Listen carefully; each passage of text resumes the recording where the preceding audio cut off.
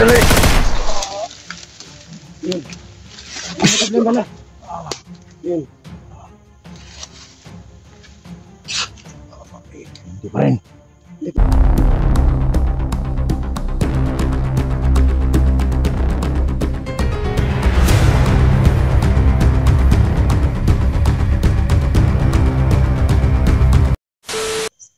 Hello mga idol, magandang araw sa ating lahat. So sa ngayon mga idol, patuloy tayong pagtugis doon sa matanda. Kasi yung matanda, siya yung nagbibigay ng mga, isa siya sa nagbibigay ng hypnotize sa mga kasama natin. At kahit hindi kami, kahit hindi vlogger, mga taong hypnotize sa kanya at ginawa niya ang tauhan para makasik ng lagim. So kailangan natin pigilan mga idol para hindi na siya makapag-asik pa. So lahat ng paraan gagawin natin para matapos to at makatulong tayo sa mga kaibigan natin. Samahan nyo kami dito mga idol. Si Bugard pala hindi kasama, nagpahinga doon sa may kubo kasi sa sobrang napagod kasi si Bugard dahil sa paggamot sa akin, paggamot kay Sando. So parang nanghihina siya, kaya kami lang muna ngayon. Pero may payo na yun si Lolo Bugard na kailangan mag-ingat kami at dahan-dahan, hindi masyadong diretso ng diretso, baka mapahama kami at hindi namin siya kasama. So samahan nyo kami dito mga idol. Maraming salamat sa lahat ng suporta sa channel natin, sa Badan Adventure. Shout out na pala doon kay Ma'am Christina idol, Marilyn idol, shout out sa iyo. At saka si Sir Bugarin idol, shout out sa iyo. At sa lahat ng mga nag-message sa amin na doon sa gustong, si Johnny pala, pagkatapos dito mga idol, tutulong tayo doon. At sa ngayon, dito muna tayo para, kasi pag pabayaan natin to, magpatuloy to, maghasik na lagi. So kailangan nating lahat ng paraan, lahat ng gagawin natin para mapigilan siya at matapos ang kasamaan niya. So kami lang dalawa ni Sando. Ni Sando mga idol. Oh, tol. So dalawa lang tayo ngayon tol. Kailangan sa pahinga si Tatay Bugard, ay Lolo Bugard. Sa sobrang sig ang gamot sa atin. Pero kailangan natin mag-iingat. So dalawa lang tayo ngayon. So kailangan natin mag-ingat kasi tol, yung kalaban natin ay hindi basta-basta. Yun nga eh. Kasi yung mga kalaban natin tol, iba-iba sila. Hindi na katulad noon. Ngayon mas lalo silang lumalakas. Pero kahit na, may paraan pa din kung paano natin sila talunin.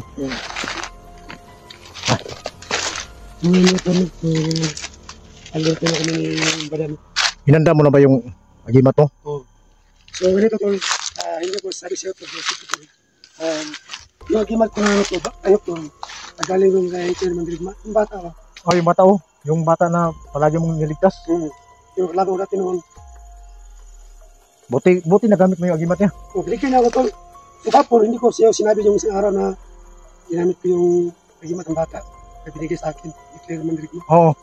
So gagamitin ko yun. Pag hindi naman kaya sa baril, di ba? Pero kailangan na talaga natin gamitin itong mga agimat natin dahil kung sa baril lang natin, matatablan sila pero parang hindi sila mawala ng buhay ba? Maliwala lang ba? Pero baka kaya mong tayupan niya yung baril mo. Oo. So kaya pang tumaya tol, pag may kalaban tayo dito. Sa akin nga eh, magamitan ko na itong Latin. Gamitin mo natin. Saan tol? Dito tayo. Kailangan dito na to. Hindi tayo doon sa harapan kasi alam na niya. Dito kami sa likod dumaan mga idol para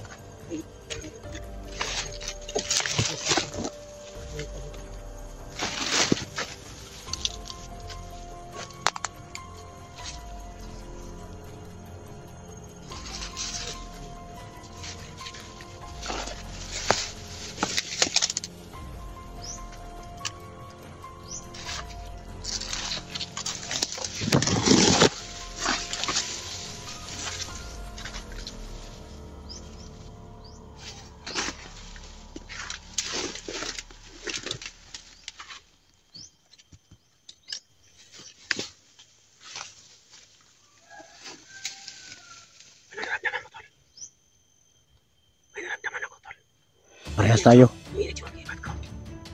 Parehas tayo. Naramdaman ko. Pero alam kong hindi nila tayo naramdaman. Dahil alam mo naman yung sikreto para hindi tayo maramdaman eh. Pero mag-iingat ka.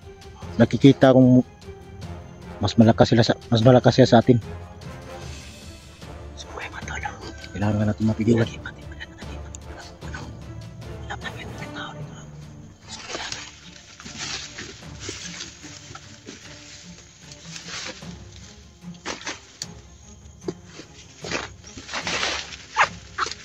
Sige, okulto mga idol. Bago siyang pumasok.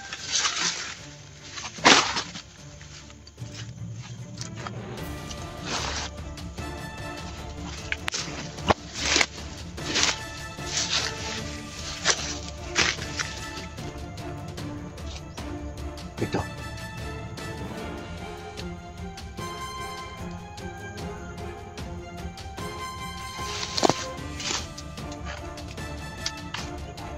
Pumasok si Tito Kulto.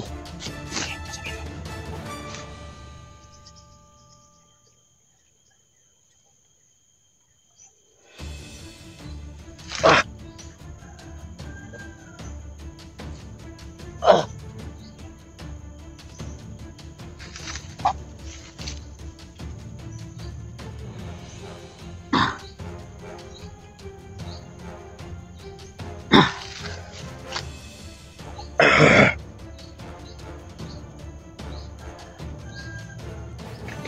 Bakit nahirapan akong pumasok sa katawan ni Badan?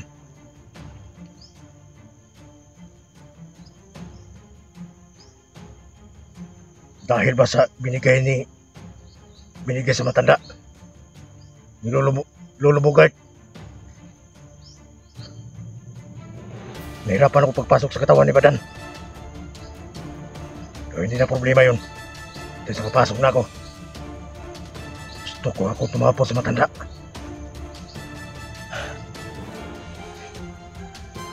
Ikaw, kaibigan ni Badan. Tawagin mo akong Tiyo Kulto. Tiyo Kulto. Salamat Tiyo Kulto na pumasok ka sa katawan ni Badan. Hindi ko na kailangan mo na itong kaparil. Kailangan kong gamitin kong agimat ko. Sa agimat ng binigay ni Lolo.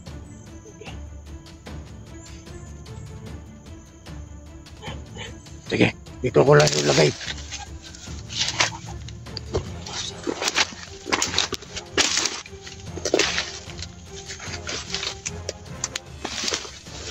Mag-iingat ka, kaibigan ni Badan. Masyadong malakas sila dito.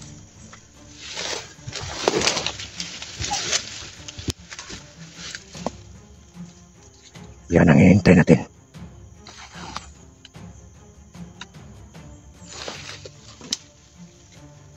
Ikaw,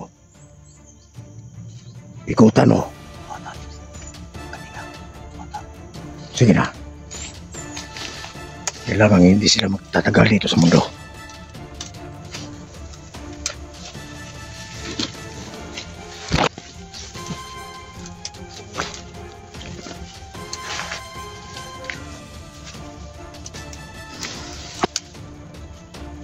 Kailangan hindi kami magparalos-talos. Yun ang bilin ng matanda. Lolo ni Bugart. Uy! Kal! Sige na dali! Yun. Taglan ba na? Yun. Hindi pa rin. Hindi pa rin. Gamitin mong tayo mo. Oh, bigang Kulto. Mismo tabi ng bala, buhay pa siya.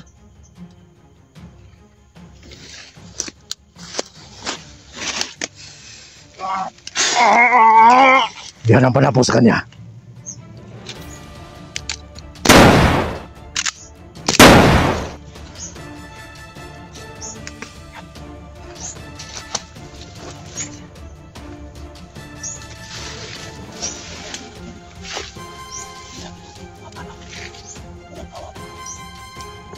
Kahit na hindi nila masyadong madali siya sa bima ko.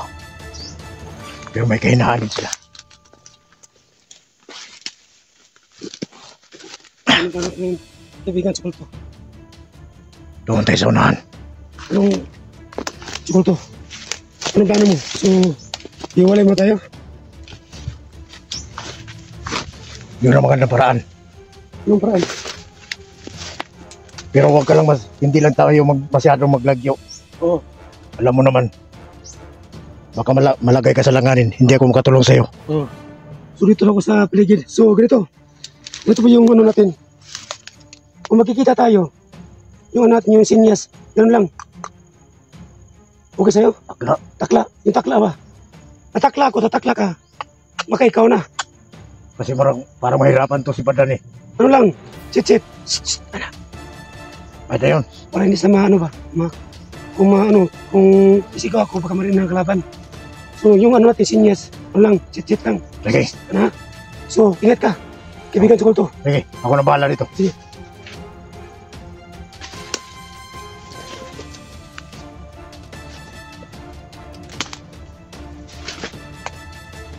Nandiyan na yung isa.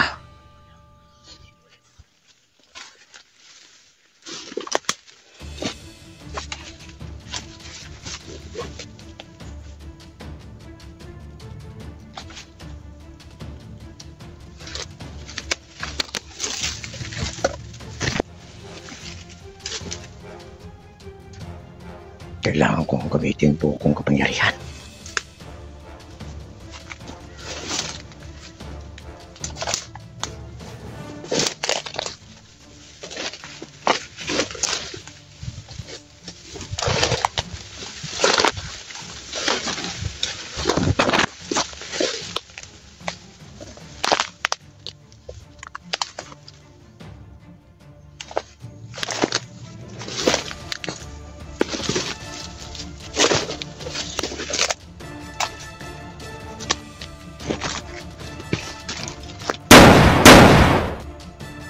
May binaril.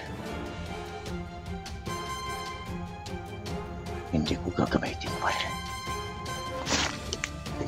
Buong kapangyarihan mo ang gamitin ko.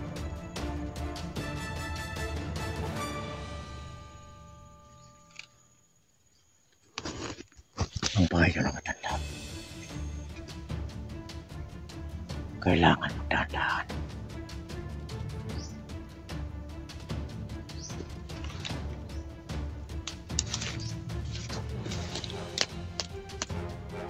Alam kong natalo man ako sa pagkaharap namin ng matanda. Pero sa pangalawang pagkakataon, sisiguraduhin ko na tapusin kita.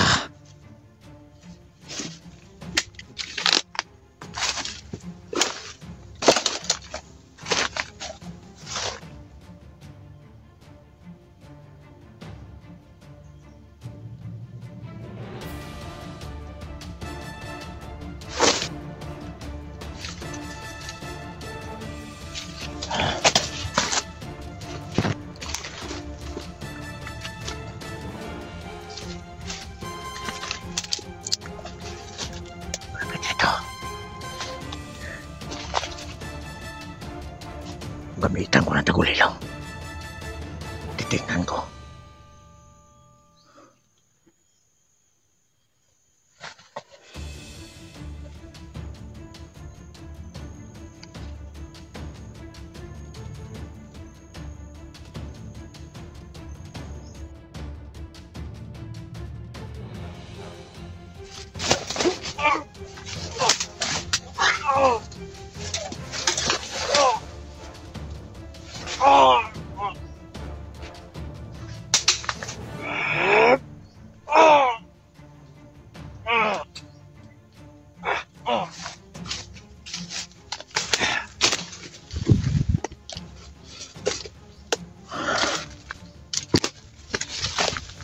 Hindi kayo mabubuhay.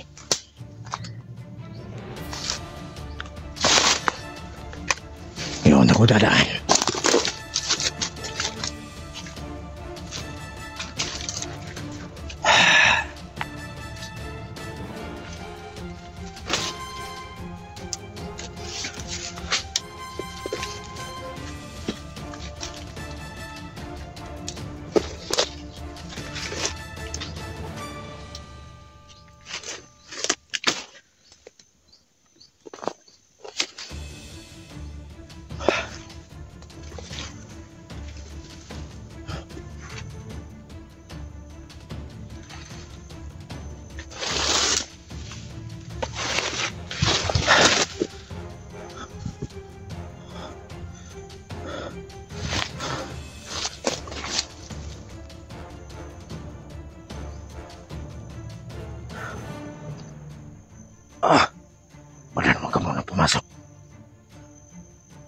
Tatapusin ko ang laban na to.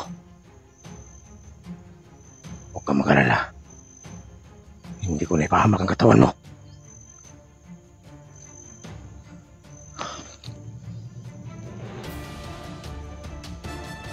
Gusto si Balan ang lumaban.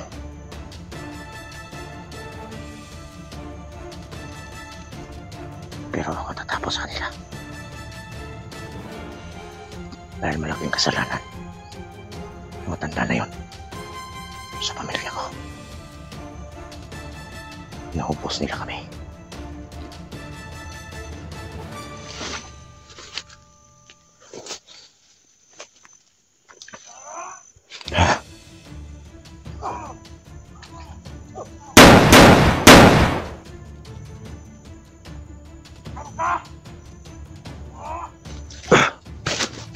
Sandro.